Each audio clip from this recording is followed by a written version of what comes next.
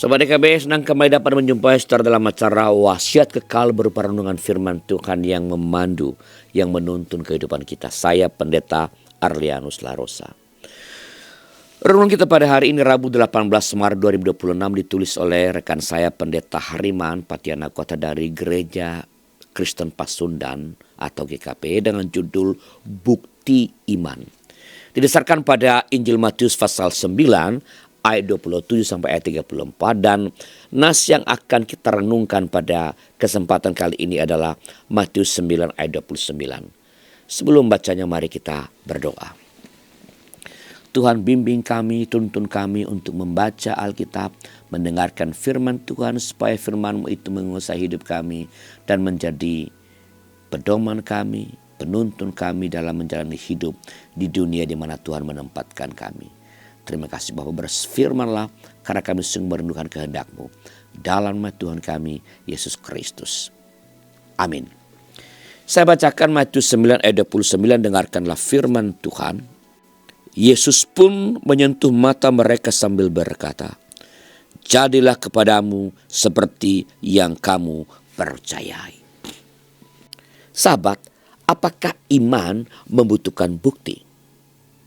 Tentu. Tanpa bukti, iman hanya menjadi angan-angan. Namun bagaimana cara membuktikan iman? Sederhana, lakukan apa yang diimani dan imani apa yang dilakukan. Disitulah iman menjadi hidup dan memberikan bukti.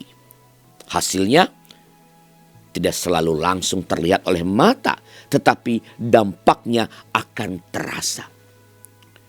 Injil Matius menghadirkan contoh nyata. Dua orang buta datang kepada Yesus. Mereka hanya mendengar tentang pengajaran dan karya-karya Yesus. Namun mereka percaya bahwa Yesus dapat menyembuhkan mereka. Iman itulah yang membawa mereka datang kepada Yesus. Mereka meminta supaya Yesus memulihkan penglihatan mereka. Yesus tidak langsung mencelikkan mata mereka, melainkan terlebih dahulu bertanya untuk konfirmasi. Percayakah kamu bahwa aku dapat melakukannya? Maka mereka menjawab dengan tegas, ya Tuhan. Maka yang diimani itu pun terjadi. Mata yang tertutup pun menjadi terbuka. Setelah itu mereka pergi dan bersaksi tentang Yesus. Sahabat, hidup kita harus menjadi bukti iman. Ketika banyak orang meminta bukti dari apa yang kita imani, maka saat itulah kita harus mendedikasikan hidup kita kepada Kristus. Kita telah mengalami bagaimana Kristus memelihara serta mencukupkan segala kebutuhan kita.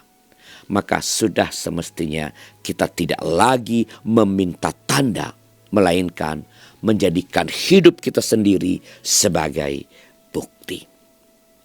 Nah, bila ada pengalaman saudara di mana karena apa yang Anda kerjakan dalam hidup sehari-hari, orang menjadi tertarik untuk memperdalam iman Kristen, tertarik berjumpa dengan Tuhan, silakan tulis di kolom komentar supaya itu boleh menjadi berkat bagi para sahabat yang lain. Dan jika ada di antara sahabat DKB yang ingin didoakan, silakan sampaikan kepada kami lewat nomor 081281888991 atau bisa juga kunjungi web kami di www.ykb-media.org. Dan kami dengan senang hati akan mendoakan saudara. Mari kita berdoa. Terima kasih ya Allah atas renungan firman Tuhan pada hari ini. Bila kami boleh sungguh-sungguh menjadi pelaku firman dalam hidup kami. Kami berdoa untuk banyak orang di dunia ini yang mengalami pergumulan-pergumulan hidup, utamanya dalam keluarga. Engkau sertai mereka, berikan hikmat agar mereka dapat datang kepada Tuhan, mencari pertolongan ketika mereka tak dapat lagi menyelesaikan persoalan di antara mereka. Supaya dengan demikian, saudara-saudara kami ini, anak-anak Tuhan ini boleh kembali mengalami kebahagiaan dalam pernikahan yang kami percaya Tuhan telah sediakan. Terima kasih ya Bapa, dalam nama Tuhan kami Yesus Kristus. Amin. Demikian sahabat renung kita pada hari ini. Jangan lupa subscribe, like, dan bagikan kepada sebanyak mungkin orang. Tuhan memberkati saudara.